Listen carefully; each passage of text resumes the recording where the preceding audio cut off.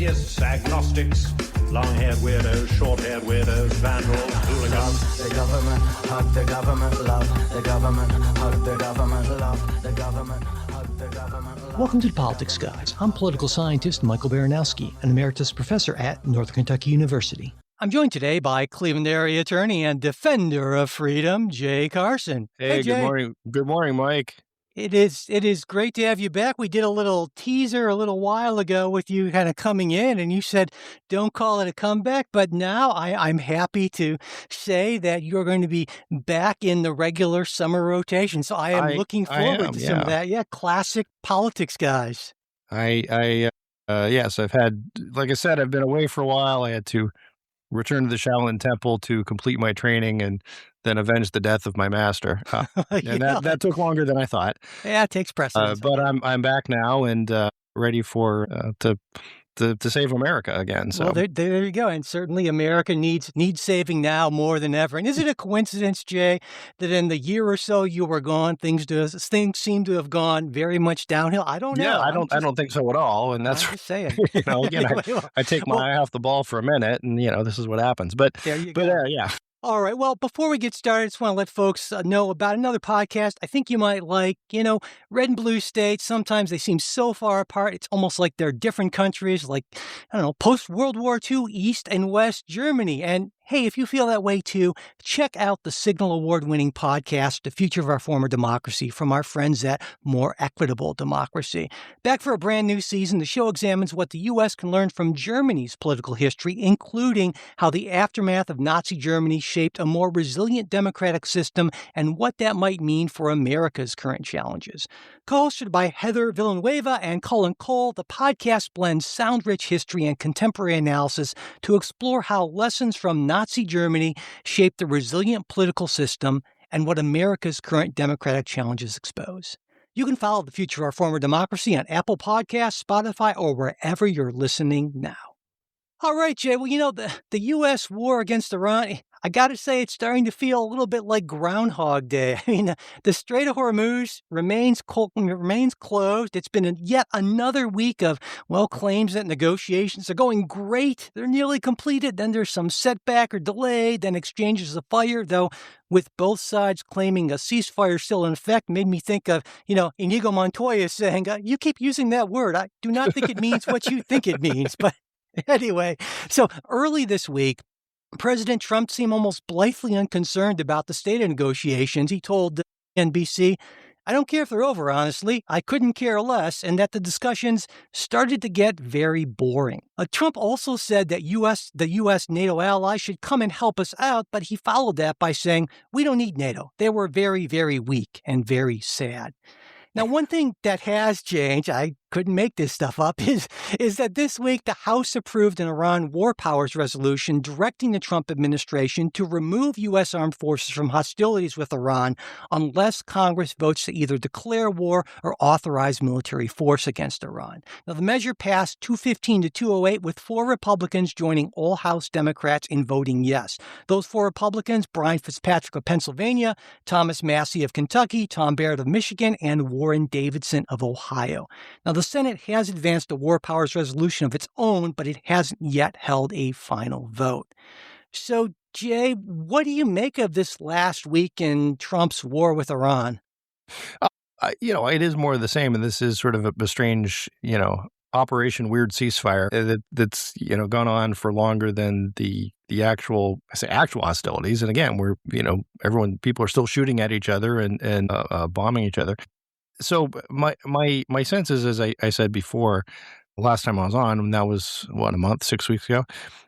I think Trump has good reasons for launching this war. He just needs to set them out and set goals so that understandable, so that you can declare victory when you get to that point. I understand there's some wisdom, I think, in offering as many olive branches as you can to Iran, knowing that they're going to be shot down, right? Knowing that the Iranians will not agree to a deal that doesn't allow them to keep the uranium or doesn't allow them to essentially keep doing what they've been doing, keep the regime in place. So I I get there's some strategy there, but I think Trump. I mean, this is a guy who makes deals and negotiates, and I think he ought to realize that there is no deal that the Iranians are ever going to agree to. The alternative view that I've read about, and I think this is also not impossible that Trump would take it this way, is maybe Trump may be the perfect person to negotiate with the Iranians because hell, he's willing to cheat on a deal too. That maybe he agrees to open the Strait of Hormuz and then goes in and bombs some more and takes the uranium. I don't know, but I think we're at this weird, just sort of treading water point here. The other piece I would say that I think does recommend the Trump strategy is the idea that the Iranians are suffering economically severely. The media narrative that the Iranians were somehow winning the war, I'm not buying. Again, just in terms of material that's been destroyed. But if their only goal is to have a regime that makes it through, however limpingly, then you might say they're achieving that goal. So anyway, that's my kind of quick 2 cents. And as always, I'm hesitant to weigh in a whole lot on things where there are facts on the ground that you and I necessarily don't know about. I think that's always it's always sort of easy to be sort of armchair general and say here's what I would do, here's how I would do it, and there are facts that we simply don't know. So I mean, I can these are my thoughts on a global basis based on the information that's available to me. So, but I want to push back on a couple of things at least in terms of how much we've degraded Iran's capabilities. Initially, of course, the report was, well, we pretty much wiped them out entirely. But later reports now have suggested that that's not so much the case. I mean, now there have been multiple reports saying despite, our hitting at least 13,000 Iranian targets during the actual really hot part of this war, Iran has still right around 70% of its pre-war missile stockpile, over 70% of its mobile launchers, and of the 33 missile sites along the Strait of Hormuz, 30 are allegedly still operational. And so I think this really brings up this whole idea again that we have to come back to again and again in military action, that air power alone and missiles alone can only do so much. And this is a pretty, expensive undertaking. I mean, we're down somewhere when you factor in direct military costs, higher energy prices, lost GDP growth, and related inflation from the closure of the strait, we're talking somewhere around $200 billion, give or take. I mean, at Moody's Analytics just recently estimated the wars cost U.S. households around $100 billion or around $750 per household. So this has not been a cheap and easy, inexpensive thing. And it doesn't seem like you talked about war goals and declaring victory. As far as I can tell, there is none of the motives, objectives that Trump has sort of cycled through are anywhere close to being accomplished. And I think it's fair to say, and probably a good thing, that he's not interested in, as some of the hawks on the right would say, finishing the job and bringing in ground troops and that sort of thing. And I think that's a really good thing. But I mean, I understand what you're saying. Well, how can Iran be winning this war? But it sure doesn't seem like we're winning this war of choice.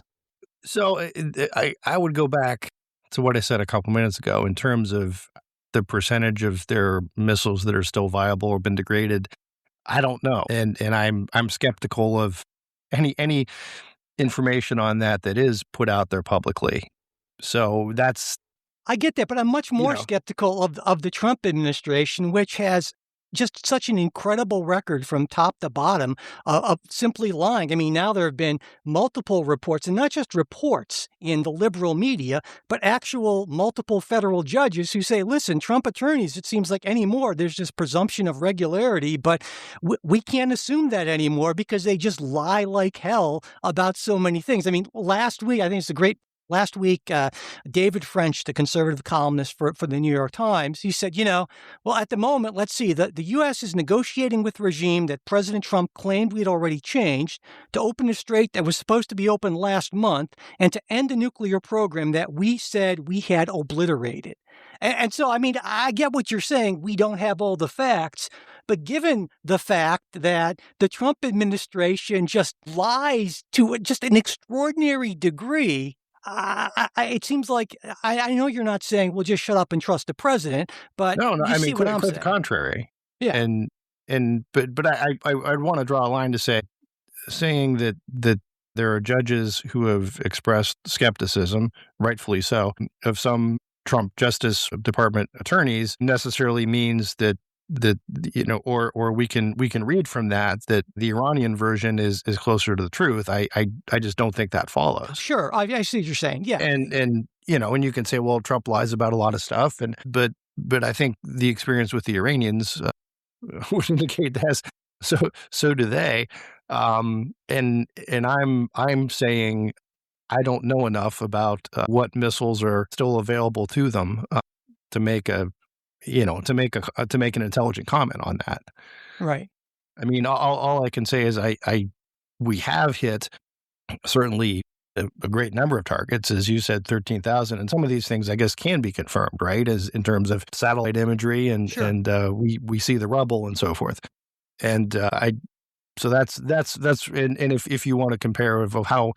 If you look at the war then as far as how much damage has been done to the American forces by comparison, I think that's a metric to show who's winning. Now, if you're talking about the politics of who's winning, and if the sole goal was to keep the regime of the Iranians is to stay in power no matter, even if you're in charge of a heap of rubble, they might end up achieving that goal. Yeah. One other thing I would push back on is, and maybe not push back on. This is just add context to on the cost of the war. I think that's right. It is costly. Wars are costly, but what you're looking at, if I'm the president, and this is the case I would make, and of course I'm not, and no one's asked me to make this case, but I'll do it anyway. You could have made the same argument of, look, what do we care what's going on in Europe in the 1940s? That's none of our business. It's going to cost a ton. We just spent a whole lot bailing, Europe out before. But what you have to value that cost against is the potential future. And I think you can make the argument that you could say, listen, it's like the guy comes to your building and says, well, look, we can put in a new HAVVAC system and it's going to cost you, $200,000 something. I don't know how much HAVVAC systems cost. I'm just making that number up, but it's going to cost you, X to do it. But you know what? It's going to run a whole lot better and a whole lot more efficiently for the next 20 years. Or we can keep trying to fix this one you've got, and it's going to cost you this much, and it will likely keep failing. And there's, let's say, risk of catastrophic failure. So, well, what is it that's failing? I guess I understand the analogy, and I think it's a reasonable one to make. But I guess here's where I'm struggling. Well, one point in which I'm struggling. So last summer, President Trump said repeatedly that Iran's nuclear program had been obliterated. So if that is the potential catastrophic sort of thing, it seems to me that either, number one, he was lying when he said it was obliterated, or number two, he was just wrong and he hasn't yet admitted it. So can you walk me through your thinking on that? Yeah, I think he could be saying it's, and I suppose you can say, listen, we've obliterated their enrichment facilities, but they still got the uranium. They can rebuild new enrichment facilities. That would seem to be the big problem there.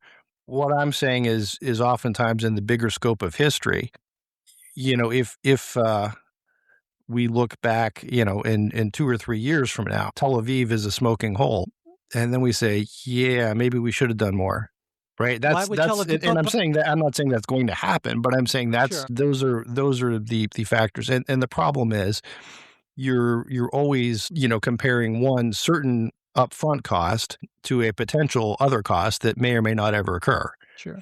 So I guess I'm wondering, do you feel like this is a campaign that has been as President Trump might put it, perfectly handled?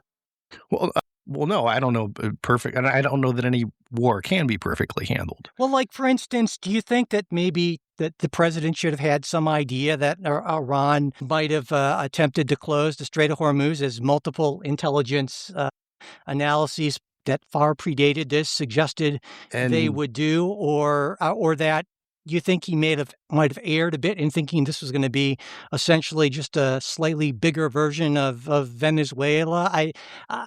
I mean, I'm not. I Guess don't what I'm know. saying is, I understand your points about reasons for going in and so forth, but and I don't think you mean this, but it sounds like you're saying, you know what? Honestly, President Trump's doing about the best anyone could do, and really, honestly, we don't know anything more than that, and so we should just kind of let it play out. I don't think that's really what you're saying, but I'm trying to get a sense of that. Your feeling about how this has been handled as a matter of, if you and I agree that a nuclear Iran is a dangerous and really bad thing, and we should do what we can to make sure that doesn't happen. But there are, of course, a lot of ways to go about that, and so I'm wondering if, based on Well, what you and know, my and yes, my we'll sense put is, that yeah, that caveat in there that you don't have all the information that, that President Trump does, do you feel like there have been any obvious errors made here? And if it's no, that's fine, I don't know. I've said I'm reluctant to play armchair general in terms of tactics, in terms of, should we have done more to secure the Strait of Hormuz beforehand? I don't know. I don't know if, how militarily feasible that is. Is there a plan, and is there the thinking that we will outlast them, that if we have a summer of high gas prices, that is a price worth to pay for eventual Iranian regime change? I don't know. Okay. I mean, no, so this is, again, just to put things in context a little bit in terms of, and like I said, I'm not, I don't know. I'm also sort of struggling with the idea of, any time I read something in the paper that is sort of intelligence related, I sort of discount it, right? For sort of the very reasons that you pointed out before. Everybody sort of lies, and we have no way of really ascertaining what's true and what's not true in those tactical sort of situations. It seems to me likely that someone would have said, hey, if we hit them, they're going to close the Strait of Hormuz.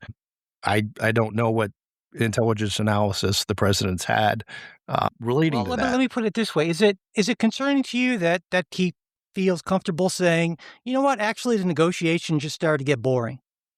Yeah, actually, I do kind of like that approach. I think, in terms of signaling to the Iranians of, hey, he's just getting tired of talking, and then may go back to, more full scale military action.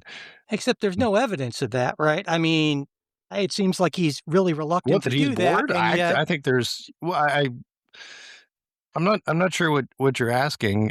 I mean, no, it just, again, I guess what I'm weeks ago, saying is when that we talked, the big concern was he was going to end civilization, and nobody like that. So now Well- he is negotiating, and it seems like, well, that's no good either. My point, my belief is that he may be going through the negotiation process to justify further military action. Say, listen, I've Okay. tried to let negotiation go. I've tried to do this, but we've gotten to a point where it's just not working. So we're going to have to go back to military action. All right, well, we'll see. But let me move on to the House vote. Well, how big of a deal, or is that a big deal at all? I mean, some folks call it bipartisan. It's about as unbipartisan as a bipartisan thing can be, with just, I think it was 4 Republican Yeah. votes. But do you think that matters much at all? And from my No. tone, you can probably get a sense of how I feel about that. But Yeah, no, I don't think so. I think that version is at an arrival in the Senate. But it also seems to me that there's the public-facing Trump, and then there's the private thing. There's that call he had with Netanyahu early in the week where he called him supposedly effing crazy, and saying, to Netanyahu, you'd be in prison if it weren't for me. I'm saving your ass. Everyone hates you now. Everyone hates Israel because of this. And clearly Israel is making it more difficult for Trump to negotiate. But of course, I would argue that Israel's and our war aims are really kind of beginning to diverge because Israel faces a constant, almost existential threat from Iran and really wants regime change, especially, now that we tried it and so far have failed. Whereas I think the U.S. is much more concerned about focusing on Iran not getting nuclear weapons and so forth. And so, I just feel like Trump is all over the place. I mean, this idea, that proposal he made that an Iran agreement should be contingent on various neighboring Gulf states signing on to the Abraham Accords, which was kind of a poison pill sort of thing. So honestly, my sense of things is that he's so used to negotiating from a position of strength where he can kind of bully the other side into doing what he wants, that now all of a sudden he's in a position where that's not working quite as well. And the standard Trump tactics are not getting him what he wants. Because remember, this was, again, something that at the very beginning he said, a month or so, we'll be all done, wipe them totally out. And I mean, you're right, we don't have intelligence information on it, but we do know is that President Donald Trump did say that, and he was 100% wrong about that. We can say that with absolute certainty. Yeah. No, I don't disagree with you there. But I'm trying to separate what the politicians say or allegedly say with what actually happens. Sure, that's always a good thing to do, right? And you have to believe that in this case, Trump has done more to address the Iranian issue than any of his predecessors. I completely disagree with that. I'd say that we're going to end up with this in a materially worse situation than we were before the Obama-Iran deal. And I think that was in retrospect, that was a much better approach. Now, some folks who've been listening for a while say, wait a second, Mike, you said that initially that maybe this was a good idea going into Iran and so forth because some of the same things you were saying, Jay, we've been trying to do stuff for generations and nothing has helped. But I think the way he went about it and some of what seemed to me to be obvious strategic miscalculations are going to likely end up putting us in a worse situation than we were before President Trump in his first term pulled us out of that deal. I hope I'm wrong about that. I guess let's put it this way. I mean, do you think that Iran will emerge closer to a nuclear weapon? Because I don't. Well, I mean, if nothing else, it would certainly sidetrack them for some time. Oh yeah, no question. But again, I feel like there was, we had a decent inspection regime that Iran was, by all accounts, cooperating with because they had pretty strong economic incentive to do so. And now, of course, I think they have every incentive in the world to not cooperate because they know that just on the drop of a hat, an unprovoked sort of, well, let's do regime change today, or at least let's give it a shot. And so when you start off a war by basically killing the top leadership of your opponent, the rest of the leadership is probably going to say, you know what, probably having some sort of a weapon that won't allow them to do this again, that's even more of a priority than it was. So, yeah, I think we're going to end up being worse off. But again, I certainly hope I'm wrong about that for the fate of the Middle East and just, the world in general. But we shall see. Why don't we move on to domestic politics, Jay, and I'll let you take it from here on this. So the last week, the Trump administration announced that it would not be pursuing its proposed anti-weaponization fund that it had rolled out in late May of last month. The proposal would have created a 1776, nearly $2 billion, $100,776,000,000 fund. Did I say the math right? I think so. Yeah, 1.776 $1 billion, $776 million fund to reimburse those who had been injured by government weaponization and perceived political persecutions.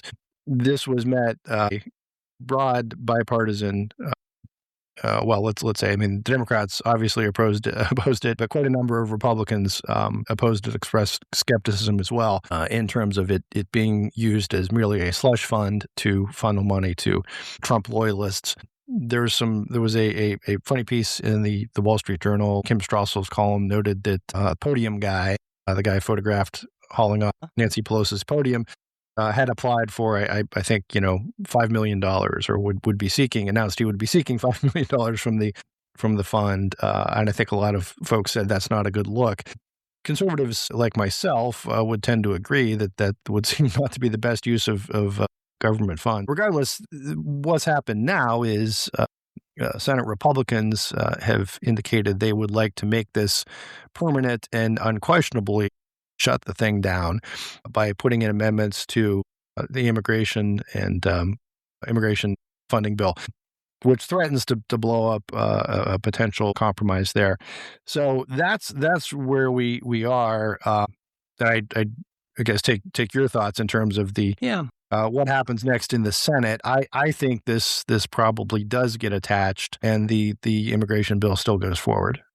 Well, yeah, and of course the prohibition of the fund gets attached. They did end up passing it, in that reconciliation package, that $70 billion bill to fund ICE and the Border Patrol for, well, the rest of the Trump administration, essentially. And of course, there were some attempts to actually formally stop the anti-weaponization thing. Bill Cassidy had a number of things. In fact, he had one amendment that would have redirected payments from the anti-weaponization settlement to members of law enforcement who were injured on January 6th. Now, the parliamentarian, I think, correctly ruled that didn't qualify for reconciliation, and so it didn't get 60 votes. It did get 6 Republican votes. Kind of the usual suspects, you could say, Collins, Murkowski, Sullivan, who said Tillis, and Cassidy. That makes sense. But he also proposed an amendment to, and this kind of gets into part of this, to block language preventing IRS audits of the president, as well as that specific DOJ agreement ending IRS scrutiny of Trump and various Trumpian. And I could have prefaced this, and I don't know how much you and the other hosts had talked about this before, but this whole fund issue arose out of a weird sort of settlement between the president and DOJ, which again, it's a weird sort of thing. You're essentially settling with yourself to drop. Well, I wanted to ask you about that because on that, so basically what happened, of course, is Trump sued the IRS for the reasonable amount of $10 billion because he alleged that they did not do enough to protect his tax records from that contractor who came in, who was actually convicted and is in prison right now, that sort of thing. And so then he dropped the suit in exchange for that settlement agreement. Now that the 1776 fund is supposedly gone, and that enough Senate Republicans were pretending to be willing to take Blanche's word for that. I guess they felt like, well, we don't need to actually put this in legislation, but we'll see about that. But it occurred to me that it's interesting because what Blanche said is, discontinuing ongoing audits is sort of standard procedure in tax case settlements, and that's certainly the case. But that's the case when the issue is the IRS audit itself. Right. And actually, that's why I emphasize Donald Trump brought suit not based on the audit. Trump is the plaintiff. It's not the IRS that's pursuing it. Well, and that his argument was based on IRS not protecting his tax information well enough. That's an entirely different thing. So what Blanche is saying, well, we do this all the time but that's a whole different area. And we should point out that I think it's worth pointing out that until Trump, it was regular IRS practice, part of their essential SOP, to audit the president's returns every year. But during Trump's 2 terms in office, there have been 0 completed audits. And I think that to me is, at least somewhat concerning. I wonder what you think about that. Well, it's a bit of a separate issue, but yeah, I do think it's concerning. I would think that if anybody ought to be under scrutiny or ought to be willing to have his finances audited, ought to be the president. You would think. You would think. And we've talked about this a number of times about Trump not releasing his tax returns as most presidential candidates do. Most, I should probably say all, right? I think he may be the sole exception that hasn't done that. So, ought he to do that? Perhaps. At the same time, I also, if I'm his lawyer, and I'm not, I think there's probably good reason to say no. I mean, I agree. Well, no, for a lot of reasons, and I would look, we do this happens all the time of someone, in discovery requests. Is this something that we have to give them? If the answer is no, then typically then you don't, just because no good can come of it, right? If you want to release it yourself, then you can go ahead. But typically, it's not it's not a good look to be audited, and there's something to be found, and there is obviously, I think I'm going to go out on a limb and say this: there might be people at the IRS who might be willing to leak information that would damage the president. We know this because it happened before, because you had a contractor who leaked his tax returns. So I can understand that impulse to say, no, I'm not going to do this anymore. Right. And I don't think that's, it wasn't anymore. There wasn't like some time where Donald Trump was ever transparent about his finances or business practices. So it's not like, well, I was doing this, but then I was persecuted. And so I think there's another kind of another framing of this is that, well, he's engaged in shady business practices his entire career. And so, of course, he doesn't want to put on those. Sure. But let's also say there can be practices that can be painted as shady, which may or may not be. Sure. Absolutely.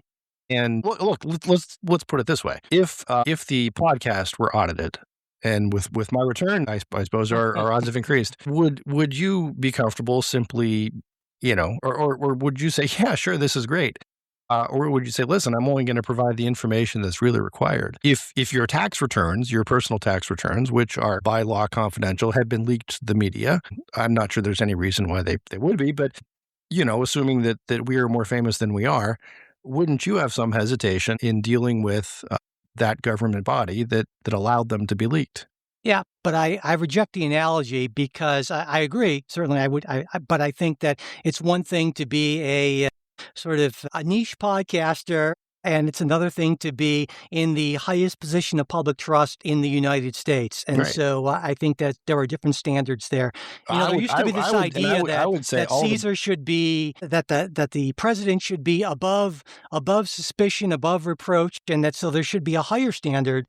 But now it seems like, I know you're not saying there should be a lower standard, but so yeah.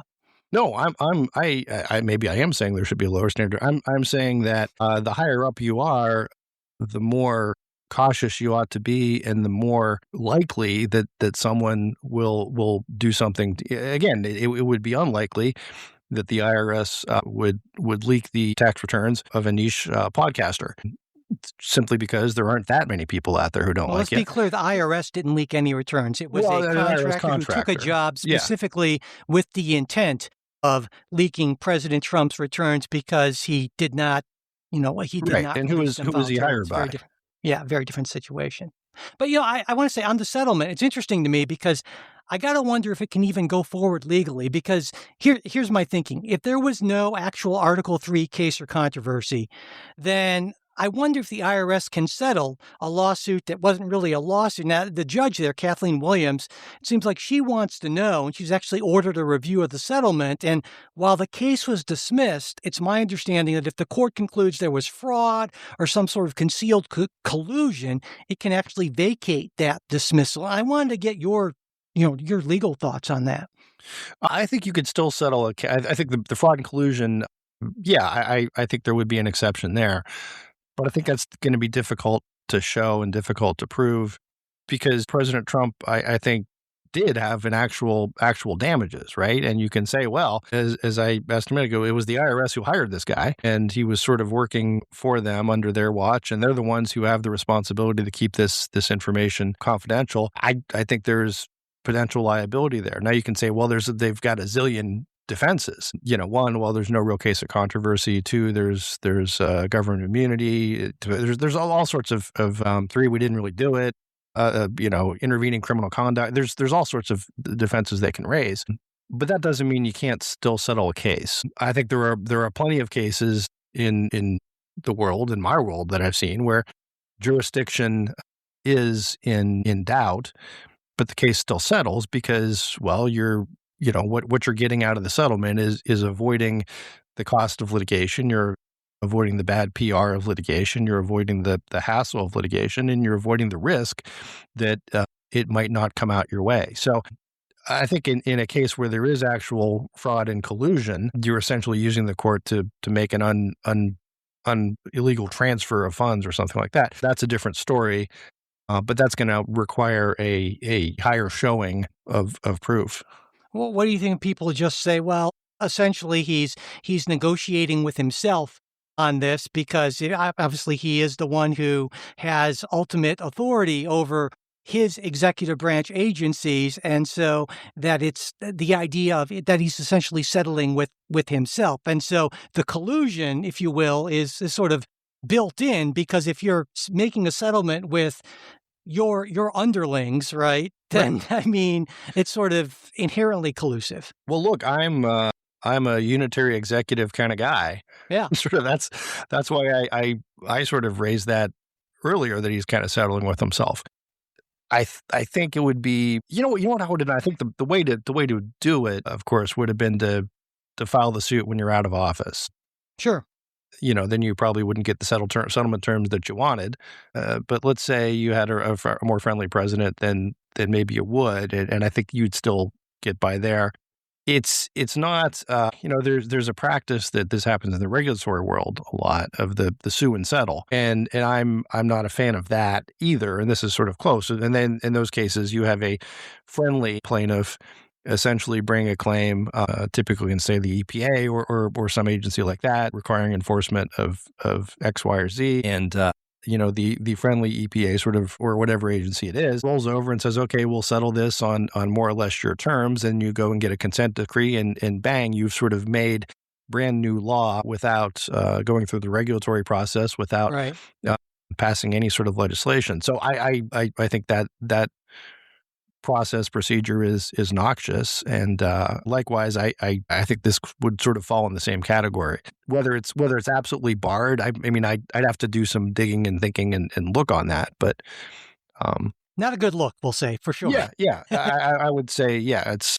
And understandably, Senate Republicans not thrilled that the president put them in that position. So the other thing that I should add in this is the new pivot that Blanche has noted, which I do sort of approve of, is saying, well, these claims could be brought under the Federal Tort Claims Act. I don't know what the merits of these claims would be, but I think that's that's a legit vehicle, right? We already have existing law out there, whether it's federal tort claims or other civil rights 1983 actions that you could bring. I'd like to see Podium Guy's case for, well, when I broke into the Capitol and tried to walk off with Pelosi's podium, the pardon wasn't enough. I really feel like I'm entitled to some compensation for this. Right. But my point is that would be an incredibly stupid and frivolous case, but there's incredibly stupid and frivolous cases brought in federal court all the time, and there's a process to deal with them. So I don't think, there's not the slush fund sort of idea that, well, it's sort of the president or the administration that's sort of just signing off this. You would have to go before a federal judge, potentially a jury, and make that case. Yeah. And look, if the government's wronged you, and I would say I think there are people out there that the government has wronged during the Biden administration whose rights were violated, and they ought to seek legal recourse. Same I with don't the think Trump Podium Guy's one of them. I'm sure. Yeah. But Yeah. Well, let me moving to the reconciliation bill itself. As I said, it covers ICE and Border Patrol for the next 3 years. What do you think about Congress essentially moving ICE and Border Patrol funding from annual appropriations to mandatory spending for the next 3 years? I mean, for me, I'm not crazy about that. I think it's important to have this stuff hashed out on a regular basis. And to me, this is not a great move, a great precedent. But I wanted to get your take on this. In ordinary times, I would tend to agree with you, but we've got a situation now where any budget bill that has anything to do with ICE or Border Patrol is necessarily going to be held hostage. So it's different than what you would typically expect, but there's no constitutional problem with it. Sure, yeah. It's just, if you want to say, look, this is the not best practices, okay, I could tend to agree with you. But sometimes you're, okay, well, what would be best practices? Would it be more shutdown brinksmanship kind of stuff that we went through before? So that's what you're balancing that against. So Yeah. Well, all right then. Why don't we move on to some elections? This week was a big week for elections. On Tuesday, 6 states held primaries, and we're going to focus on two of the ones I think got the most attention, California and Iowa. I mean, both for choosing nominees for open governorships. Iowa is also picking nominees for an open U.S. Senate seat. And in California, the count's still going on. In Iowa, the field is set for November. So California uses a top 2 primary where every candidate runs on one ballot, and then the 2 highest finishers advance regardless of party. Now, in the governor's race to replace term-limited Gavin Newsom, Xavier Becerra is leading, and he will be advancing to the general election. Republican Steve Hilton and progressive hedge fund guy Tom Steyer are battling for that second slot, and Hilton is currently ahead, but Steyer's hoping that he'll get enough late arriving ballots to break his way to move him into second place. Now, Iowa, they use ordinary partisan primaries. Republican Congresswoman Ashley Hinson will face Democrat Josh Turek for Joni Ernst open Senate seat, and for governor, Democratic State Auditor Rob Sand will face Republican businessman Zach Lahn, who beat the candidate that Donald Trump endorsed. Now, I think Republicans will point to Hilton's performance in California as saying, look, this is good for us. The environment maybe is better than we would have thought. Democrats, I think, would point to Sand's strength in, red state Iowa and to a Trump-endorsed candidate losing and say, well, actually, no, we feel pretty good about this. So, Jay, why don't we start with California? I mean, I think you'd agree that it's highly unlikely that if Steve Hilton actually gets into the final 2, and by the way, we did have Steve back on the show back in 2017. He's probably not going to be the next governor. But do you think that his finish in this race is significant at all? I do. In that, listen, anyone with an R behind their name in today's California who's getting that percentage of the vote, that is significant. I would tend to agree with you that I don't think he becomes the next governor of California, but I think there's also something that's significant, even if he doesn't make the final 2, is that California voters who maybe then pushed to decide between Becerra and Steyer might well say that's as the waitress in the Blues Brothers said, we've got both kinds, country and Western. I think that might be really a wake up call for a lot of Republicans. That will affect other races, would affect arguments regarding reform of how the primaries are conducted, that sort of thing. But see, to me, let me just my take on this is, so California clearly hugely Democratic dominated, but Trump won. He did win 38% of the popular vote there, and if you add up Hilton's vote and the other main Republican, Chad Bianco, that roughly is right around that amount. So to me, it just says no. I mean, there were 37,000 Democrats running and just a couple of really prominent Republicans. 2, and so the Republicans kind of voted for their guys. And so to me, it doesn't say anything about Republican strength. It's just like, no, they're, about a little more than a third of Californians are Republicans. We forget that, but there they are. Yeah, but my point would be, I think there is a pointed argument to make later if Hilton does not make the final 2, that a party that makes up, let's say, 38% of the votes does not get a candidate who can run for governor. That 38% of those voters don't really get. They're left with a choice of voting for one or two of people. The Democrats or staying home. Right. That seems not to be in the best interest of democracy. You're not a nonpartisan blanket primary sort of guy. Not at all. No. Yeah. And of course, the reason California has that is Prop 14, I believe it was, that voters in, 2010 passed. And there were, initially there were some Democrats who were concerned with so many Democrats splitting the vote that if Republicans kind of got behind two folks, they could emerge as the top vote getters and shut out the Democrats. That was never, I think, all that likely. But it does kind of raise that question of, because parties occupy this weird space, they're not technically formal governmental, institutions, if you will, or players, and they're private. They're not private organizations either. And so I hear what you're saying. I guess I'm a little uncomfortable with that as well, but I'm just generally uncomfortable with primaries to a certain extent, just because of the people who tend to come out of them. But anyway, so two things, and I would say that what the system, the jungle primary system, does is essentially cement the establishment ruling party in charge, right?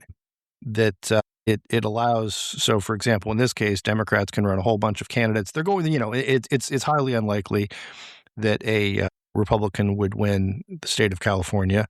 But what this does is lets the party sort of anoint its chosen person, and make sure then at the same time, all the better if there's multiple Republicans splitting that even smaller vote, right?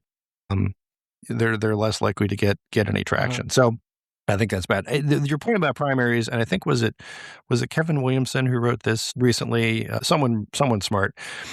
There's a weird thing, and I've noticed this before. It's kind of like the people who call into sports radio all the time. In that they're like the most ardent fans, but they hate the team, if you know what I mean. Yeah. So it's sort of that most primary voters who turn out are more ideological than your mainstream Republican or Democrat, but also tend to be angrier and more intent on moving that the center of gravity of the party one way or the other, which is a weird way to run a railroad.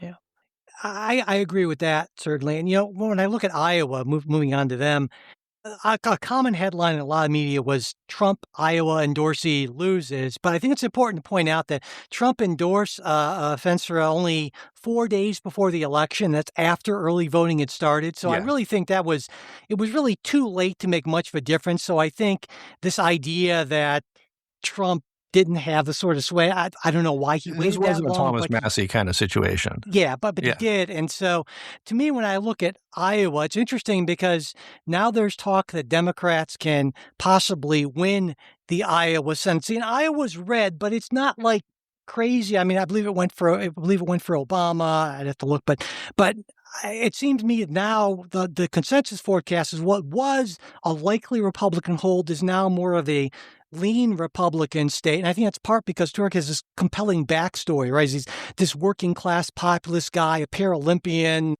that sort of thing. I mean, Ashley Hinson's no slouch either.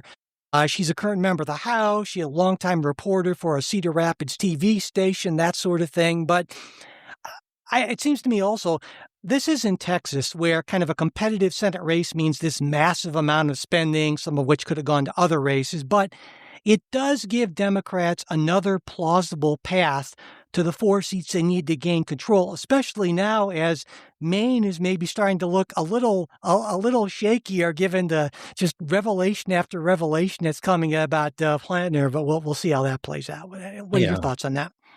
I think in Iowa, there was kind of a reversion to the mean, if you will, right?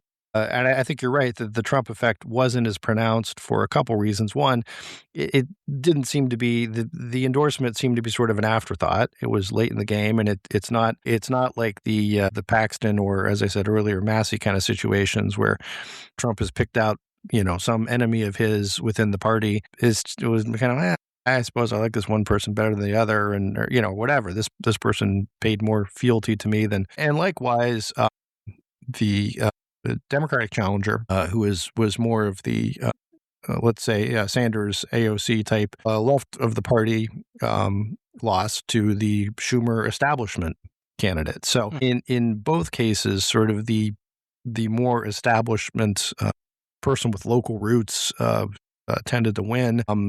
And I think that's, to me, I read that as it is sort of the reversion to the mean if you take out, the Trump distortion. Right? That Trump sort of like this, massive object that this distorts the gravitational fields of everything around it, right? Because he wasn't really that much of a factor there, this kind of went back to what you might normally expect. So, And speaking of what you might normally expect, what's your I mean, like I said, Maine seems a little shakier now for reasons that have been all through the news. But nowadays, scandals aren't what scandals used to be, right? I mean, you can do all kinds of groping and whatnot and other stuff, and it right. doesn't necessarily matter. Though I And think the important part is, yes, he hates Trump. Yeah. Well, I mean, but I guess, I mean, just more generally, I first want to say, well, that sort of scandal doesn't matter as much as it used to. But then I think, well, I don't know if that's necessarily true. I tend to think that sort of really, it clearly doesn't matter as much for Trump, but I'm hesitant to say that something that is true for Trump, who is such a unique character politically, is also the case for other folks and would be the case for someone like Plattner. And so I still stick with, even with, Iowa being a potential seat in play now, and that puts basically kind of 6 seats that are not necessarily foregone conclusions in the Senate. I think the idea that Democrats are going to win 4 of those 6 or flip 4, and they also have to do holds in Michigan and Georgia, I still think the odds are against that. I still keep to my prediction that I think Democrats will pick up 2, maybe 3, but I don't think control of the Senate's going to flip. But I wanted to get your take on that. I would I think I'd tend to agree that it's sort of a tough hill to climb. Yeah. That said, I mean, I'm I wasn't here when last week, and we Paxton Cornyn and all that sort of stuff, which makes me want to bang my head against the wall. That there are certainly, I think, a lot of unforced errors in the Republican Party and Trump's strategy on some of these things. But See, no, let me I say think the before you. Plattner. I mean, I think Plattner comes down to like a straight ahead party line vote. I don't think he gets many independents, and I think that's the difference, right? Democrats, I think, when you're this close, and it is a question of, and this is the way it was being sold, is, look, this guy is terrible and horrible, but if he gets in office, he that prevents Trump from his absolute control over the Senate with his stool pigeon Senator Collins, who does whatever he says. Which again, if anyone has ever looked at the record, is sort of nonsense. But Sure. I get, if you're a Democrat, you would rather have someone in there who would vote against Trump 100% of the time than somebody who might vote against him 50% of the time. Yeah. And I don't know if that's Senator Collins' record, but it's certainly higher than I would say probably most any other Republican senator, save maybe Murkowski. I think she votes with him. I mean, votes Trump but well into the high 80s or low 90s. Yeah, but I because, mean, you get, and to some extent, you've got to weed out some of those votes. Sure. That there's a lot of that is just housekeeping type stuff, right? Sure. If you're talking the big things, she has been one of his more vocal critics in the party over the years. I guess, yeah, but when you say that it's a strategic mistake, I think I would maybe agree if it's in terms of long-term Republican Party congressional representation, what have you. But I think for Trump, it actually does make a lot of sense, because I would expect it's not quite a foregone conclusion that the House is lost, but pretty clearly in his next 2 years, getting anything through Congress is going to be even harder, and he doesn't really have the patience for that anyway. And so I think his move is to say, listen, I need to enforce complete and utter discipline. And if you even think about going against me, I am going to primary your ass out of your seat. And so that way he thinks he's going to hold the Senate. He's probably right. And so that way, at least he can scare enough senators to say, well, I'll at least get my nominees, and they won't, kick up too much of a fuss about that sort of stuff, because that's really the only way he's going to get stuff done, I think, in his second term, is through his, nominations and through his executive actions, pretty much just like with the first term. So I think Trump strategically, I get what he's doing. I think that's what he's doing. And it kind of makes sense in terms of his protecting his personal power, because even though he won't be on the ticket in 2028, he's still going to be able, his endorsement's going to matter a lot in those primaries, and he's going to have a lot of sway over senators who are worried about getting booted in a primary. I think his influence will be less in 2028. I think he is,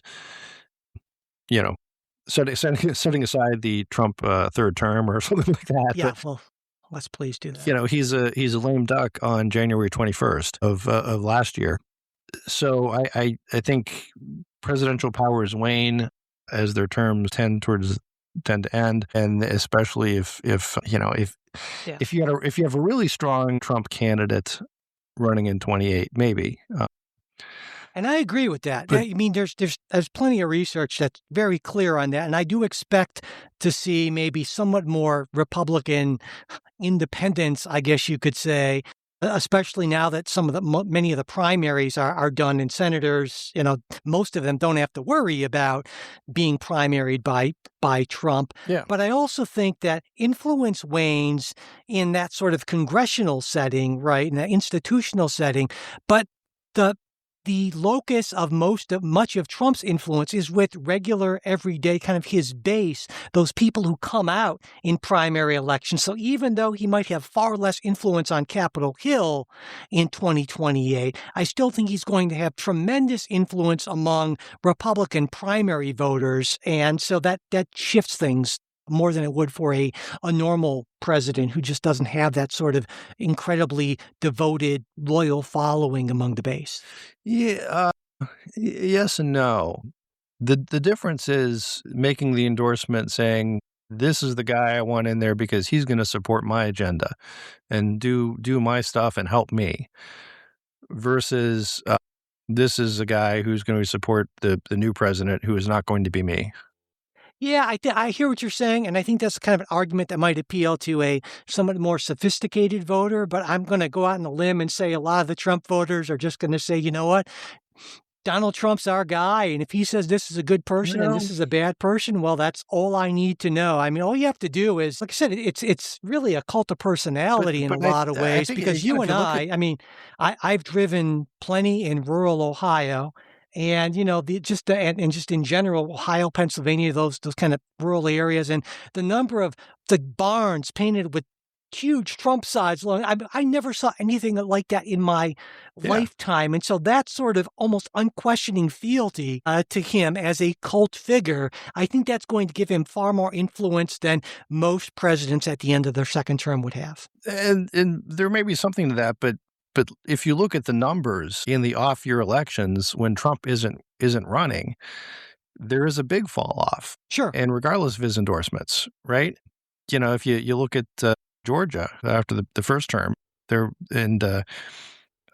agree. The numbers are lower, but the point is the people who are coming out are like the super diehards, and so that actually increases his influence, which is why threatening the primary Republican senators who aren't 100% with the program is so very effective. And I think there are, in the next cycle, the 2028 cycle, there are at least, I want to say, 4 or so who might be in that sort of position.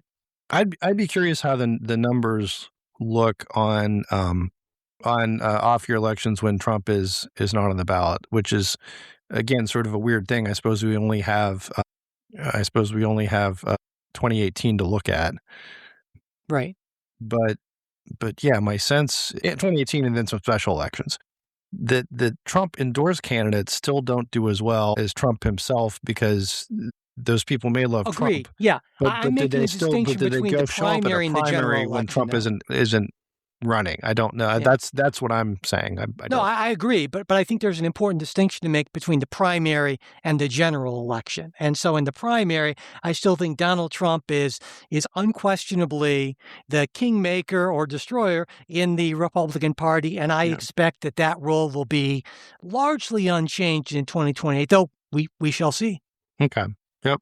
All right. Well, on that note, we will close. And hey, if there's anything we discussed today that made a big impression, loved it, hated it, or just maybe you have a question for us, we would appreciate hearing from you. You can email us, mail@politicsguys.com, or reach out through Facebook, X, or our supporters Discord. And as always, all the links are in the show notes.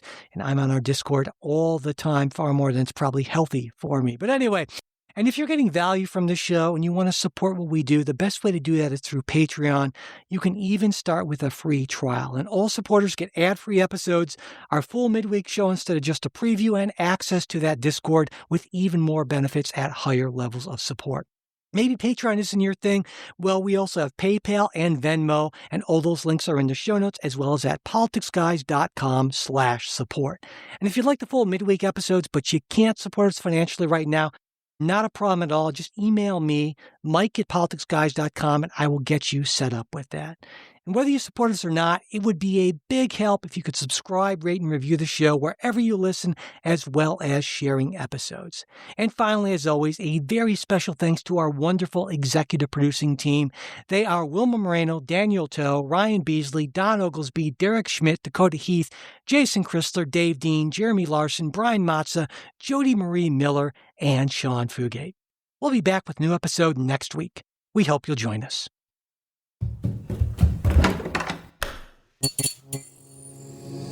This podcast is part of the Democracy Group,